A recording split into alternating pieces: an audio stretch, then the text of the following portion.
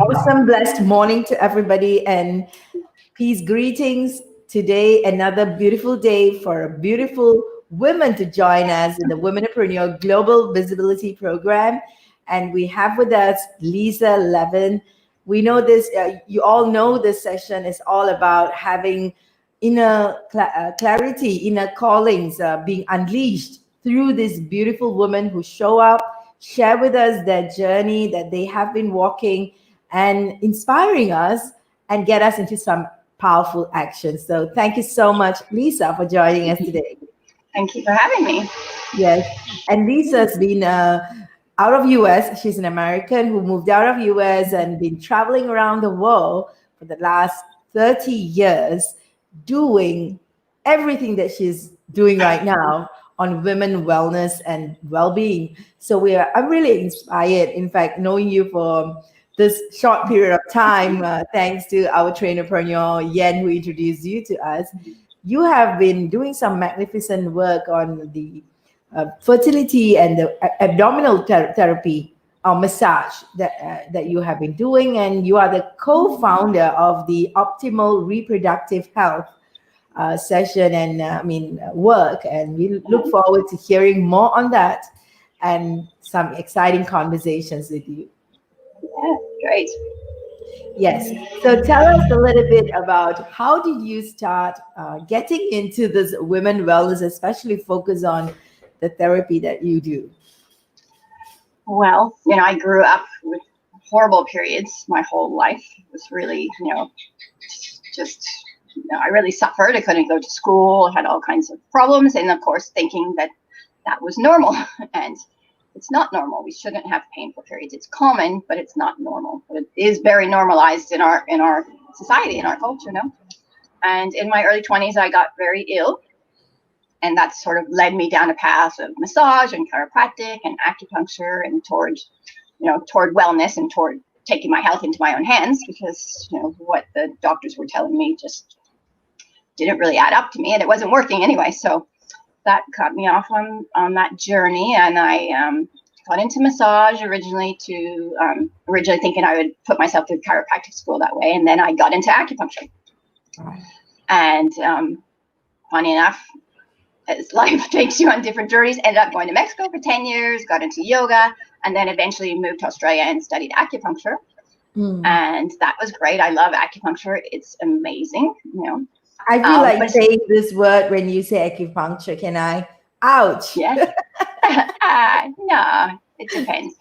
But Chinese are a bit aggressive the way they do acupuncture, so it's a little bit different. Yeah. Okay. But there's certainly more gentle styles of acupuncture, like Japanese acupuncture tends to be more gentle and thinner needles and not so much stimulation to the needles as Chinese do. And certainly the thing is, too, when we think of acupuncture, we're thinking of just needling, but acupuncture is so much more. Gua sha, cupping, moxa, there's acupressure. Like, there's so much you can do, so many tools that you don't need to use needles.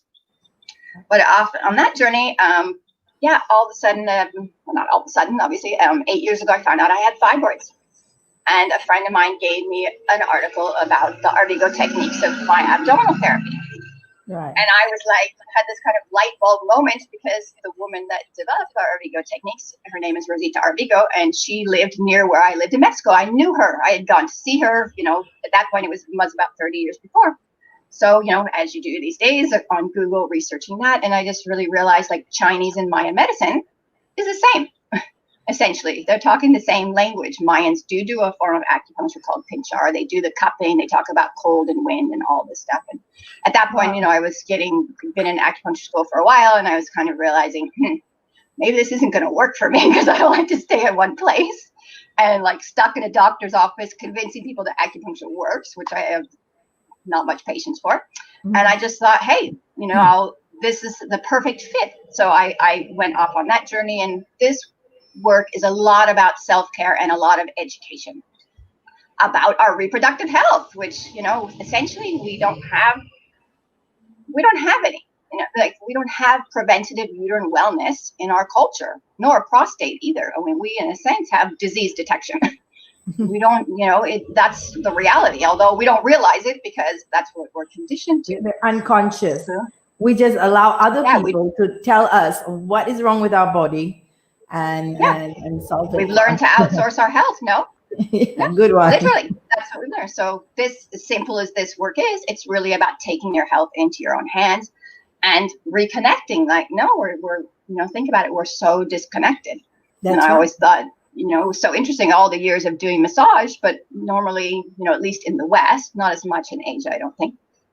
You never massage the belly hardly, or you'd ask somebody and you'd say, can I massage your belly? And, 95% of the time they'd be like, no, don't go there, because that's where our emotions are. Yes, That's where we yes. feel vulnerable, all that. So this work really focuses on the belly and the back, which is really, our center, our core, our balance, our anchor, our power source. I mean, everything starts there. How can we not start there for our healing journey?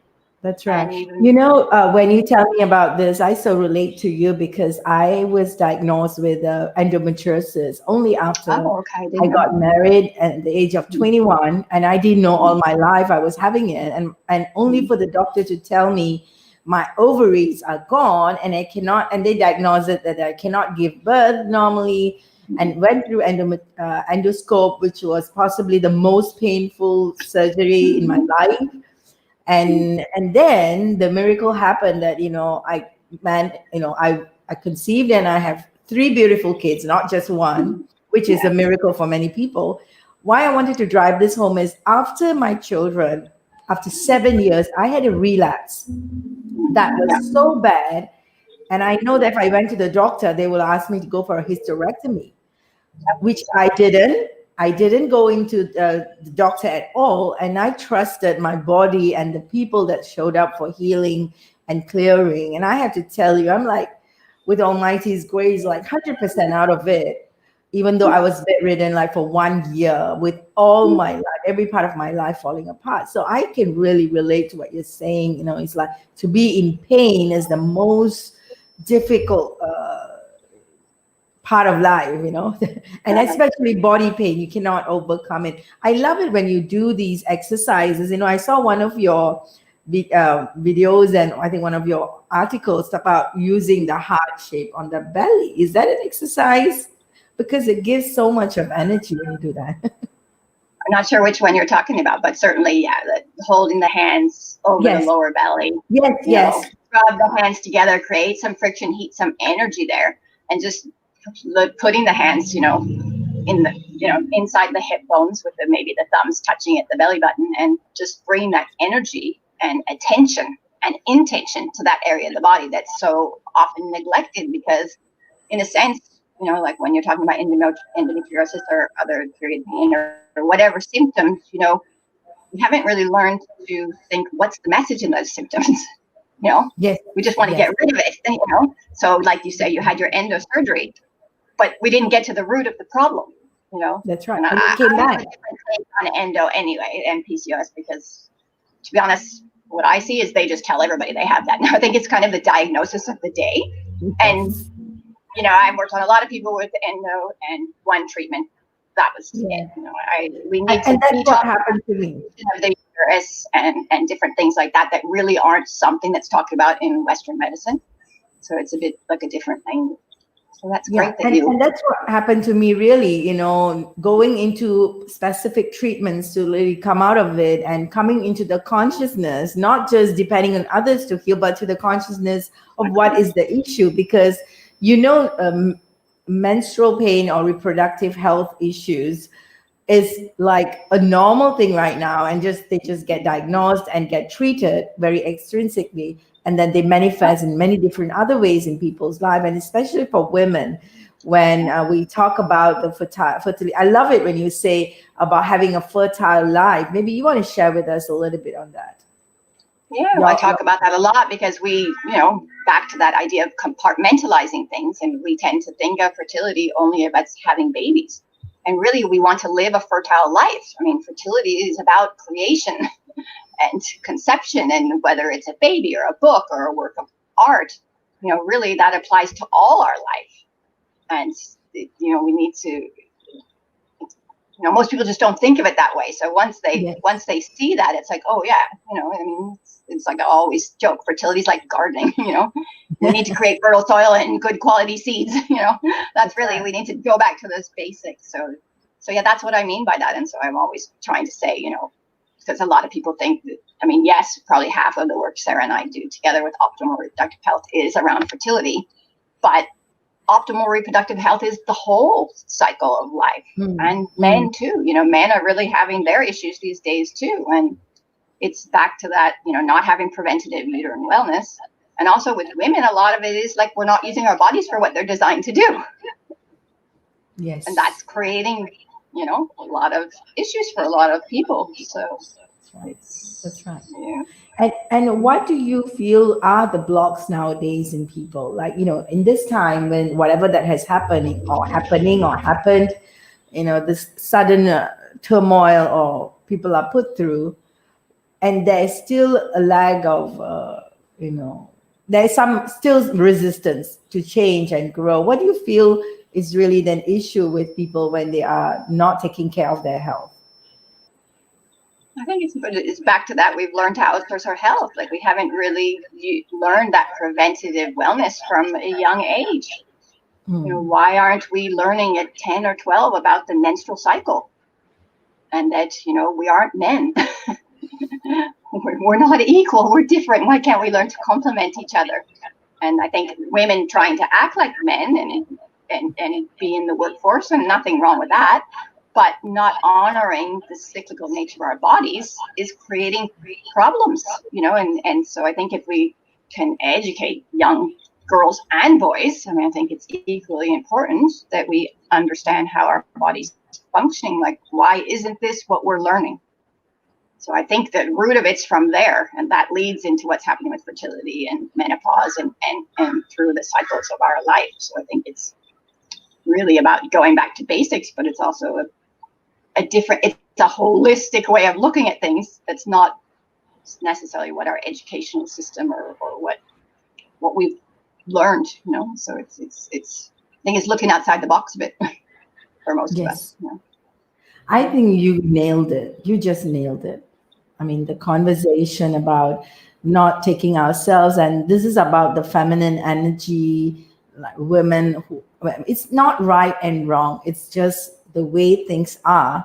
And the feminine and masculine energy in every human being. We say the yin and yang, the two sides of us. How do we balance it in a way that it supports our progress, our way of being? So I think that's the conversation. And our health, yeah. Yes, and boiling down to our health, because we've heard this. Come on, guys, how many times have we heard your body is your temple? And then it's like, what do you do about it then? Yeah. Yes. Yeah. How can we learn to honor it? And so for me, I think the simplest way is, starts with connecting to the belly. And even though a lot of the work I do is, teaching the self-care massage and teaching about anatomy and physiology of the belly and the womb and the uterus and menstruation and all that, but it's the interesting part for me to see is just how people change, physically, mentally, spiritually, emotionally, and to see that, just from creating that connection, what manifests, what's created, what transforms. That's what gets me excited about it. That's what I find so fascinating and interesting.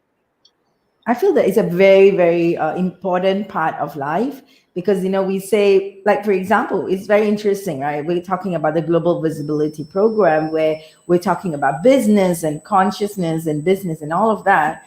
And in the last couple of weeks, we've been talking a lot of women wellness and women in that space, mainly because everything that we do relates back to our own beingness, and wellness is so important part of it.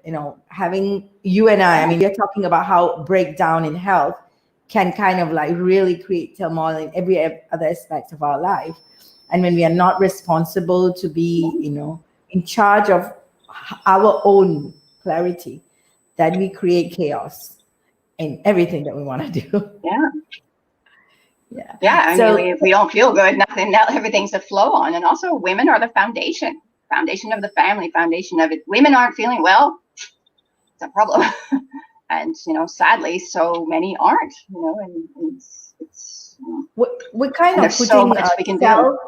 Sorry, maybe you want to share with us a little bit deeper in this. We always talk about self-love. I mean, that's one conversation everybody is getting into, like self-love, love yourself. That's fine. My conversation with you, I want to get into that, where women don't put themselves or their health first. They tend to compromise and say that, okay, I have to do this and I have to do that. And I want to just point it back to a lot of Asian women. I mean, not so in the Chinese or the other cultures, but very much in the Indian and the Malay culture, even though people are becoming more conscious maybe this years, they have been very laid back about taking care of themselves. I'm not sure whether you have seen this part of the conversation I'm talking about. So after marriage, they kind of slack back, and so like dressing kind of goes off, and they start putting on weight after birth, and then it feels like they don't exist. They don't exist anymore in that whole nucleus, but they're more in the doing this. Are you relating to what I'm saying?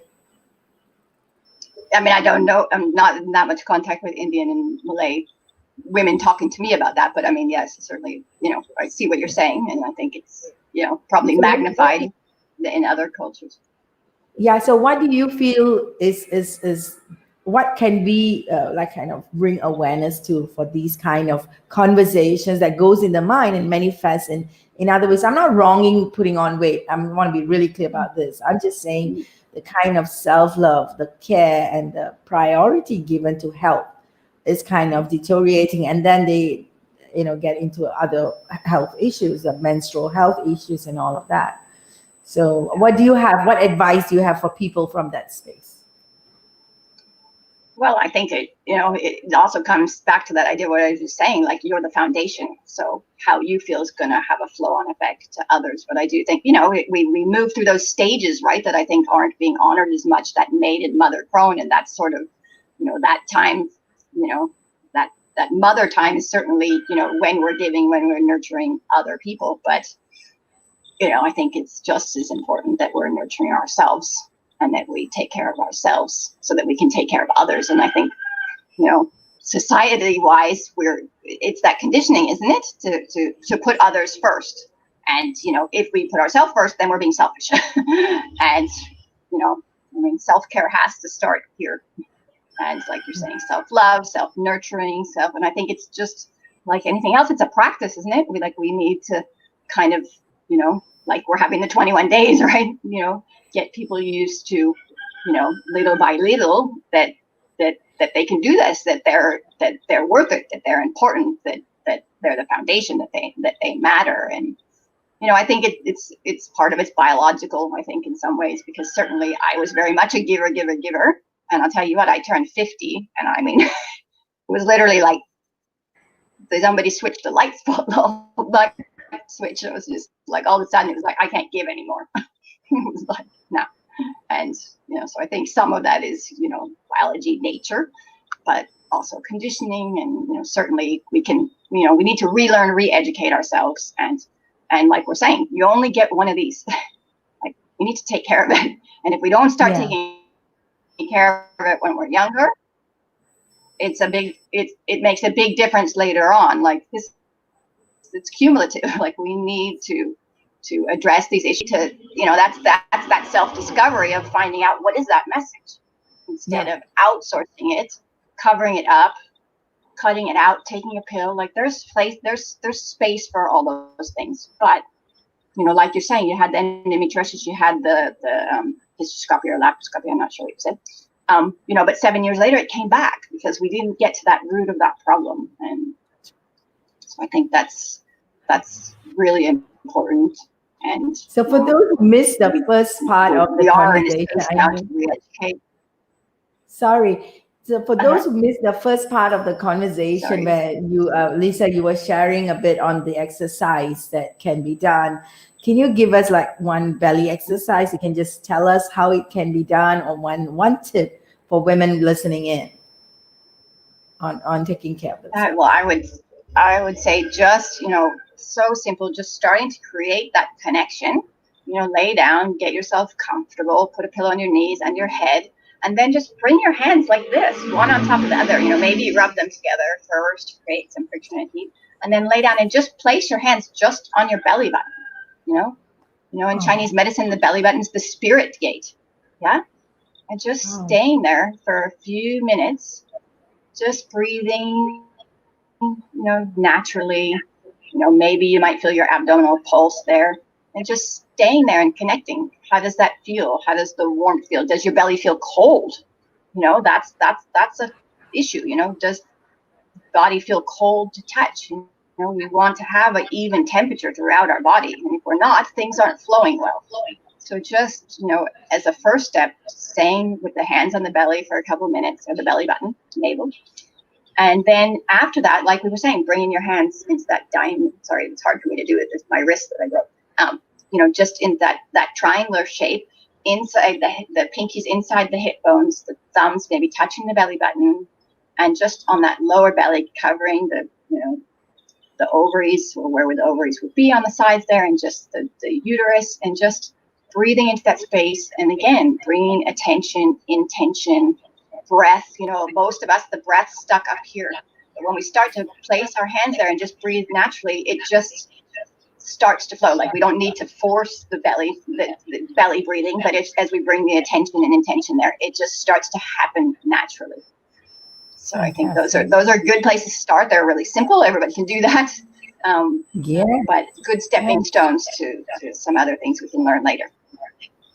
Yes, I think that is valuable, so much valuable, and it's such a simple exercise. And these are disciplines that we can bring into our beingness and our daily lives. And that's the reason why we are so excited that they're going to be part of our Feminine Energy Miracles program that's starting this Sunday. And we're going to spend 21 days together on Facebook groups, as well as you having a specific session of about 1 hour. I mean, the session is 1.5 hours. We have 6 sessions, and one of it is with you and learning from you. And also, going through the processes, as you said, it's so important for people to see the discipline to come together and stay together. And I want to ask you, why did you say yes to us? Oh, because I love to talk to anybody, and I, like how, the more we can get this out there, that we normalize,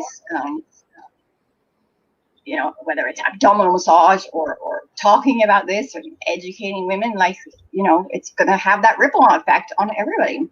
This is important. This is back to basics. We need to go back to basics. I think it's simple. We want to make everything complicated now. Doesn't need to be that complicated. It can be so simple that just this connecting in to our belly, to our womb, to that feminine energy, that creative, transformative energy. That's what's going to change the world. Absolutely. And just yesterday there was a message that New Zealand has a leader who is a lady right now. She's been there for a while. Yes, and she said something really powerful. She said to be strong and kind, because we confuse kindness with gentleness, and to stand up for the family, for yourself, to create a new energy, like what you said. We need to anchor in our feminine energy, which even women are not maximizing. I would say even women, because we have that pot of gold with us, and we have not maximized the energy, and the world is all about energy. So here we are in this 21 days, going to be learning a lot of stuff together with women, and you will be handling the body healing part of it and the fertile life. I love this. So can you tell us a little bit more, as much as we've spoken about this, what do you expect women to get from the sessions with you? Yeah, so I think we're gonna, just like I would do in a treatment or in the workshop, we're going to, have a bit of education, because I think we need to start with some basics. And I'll talk through a bit about what I do, and then I'll teach some more self-care techniques that you can do at home that could start you on this journey. And for most people, these are things that they've never heard of before. So I think that, makes a big difference. Just realizing that having painful periods isn't normal is a huge step for a lot of people. If we think it's normal, then we don't do anything about it. So some of those, I think that's, really the most and probably the important thing that I do is educating, because so much of what we have been conditioned to believe is just, well, in my opinion, not true. So Yeah. I think that's where we start. Yeah. And then we'll see what's, what the groups go, what's going on with the group. And then we'll tailor it to everybody's specific. If we want to talk painful periods, if we want to talk more about fertility, if we have digestive issues, we'll get a bit more specific to what women are interested in. I love it what you're saying. First thing is that I didn't know that such thing as abdominal massage is there. So I didn't know such thing exists. So I'm very happy that we're able to connect in this space and get people to work on themselves. So it's a DIY that everybody's going to learn, not that we will need to fly in Lisa to you and pay for her bills now that we can't fly. So it's like, it's not a theory thing, but we're going to get practical stuff. And then you said something about the customization of what's needed. And I feel that that is so important for everybody who's coming for the session, that they get what they need and what the group dynamic needs. And that will add value to everyone who's showing up. Exactly. So we all have our specific concerns, don't we? We're the same, but we all do have our specific concerns. I think there's a lag in the conversation. So it's kind of like, sorry. Yeah, no problem. It's not you. I think you're right now in Thailand, right? Yeah. Beautiful Khao Yai Noi. Right. And again, what island is that? It's called Khao Yai Noi. So it's between Phuket and Krabi. Oh, okay. Nice place. I never heard about it. Yeah. You said it's a very small nice community. Yeah, only 3,500 people live here. Yeah, it's tiny. Nice. Yeah, I love it. I mean, I wasn't planning to be here all the time though, because usually I travel all the time. So it's been interesting to be, here all the time. It wasn't really my intention, but it's nice too as much as I miss traveling and because it's addicting, but after 6 years, just to kind of stay still for a little bit is nice too. And we're a bit over the rainy season though. We can end that. Yeah. And it is really also a test for those. Sorry, say that again. I was saying I would look forward to Sunday. Sorry, what were you going to say? Yes, and like what you said, every one of us who have been traveling nonstop, it is also a test for us to see if we can stay one place and stay sane, because we have been out there so much and doing this work. I know. You get used to it. Luckily or not so luckily, I broke my wrist in January. So I was already locked down before the lockdown. So I had 2 months on my back. So once the lockdown happened, I was happy I could move around my house. So I feel like I was prepared for it more than most. But yeah. All right. I'm ready to come back to Singapore and get back to teaching. Yeah, we look forward to that. And definitely it's exciting sessions that we'll be running together. And, having you share with us today morning on this important technique and tool. For those who didn't see it right now, you can watch the recording later on and learn the technique that can use on yourself and, support your own rituals on a daily basis to really anchor in your body, in a more exciting and powerful way. That's what I would say. And then join us on this Sunday, which is on the 25th of October. We are launching the Feminine Energy Miracle Program, which is a 21 days energy miracle challenge, the feminine energy invocation program.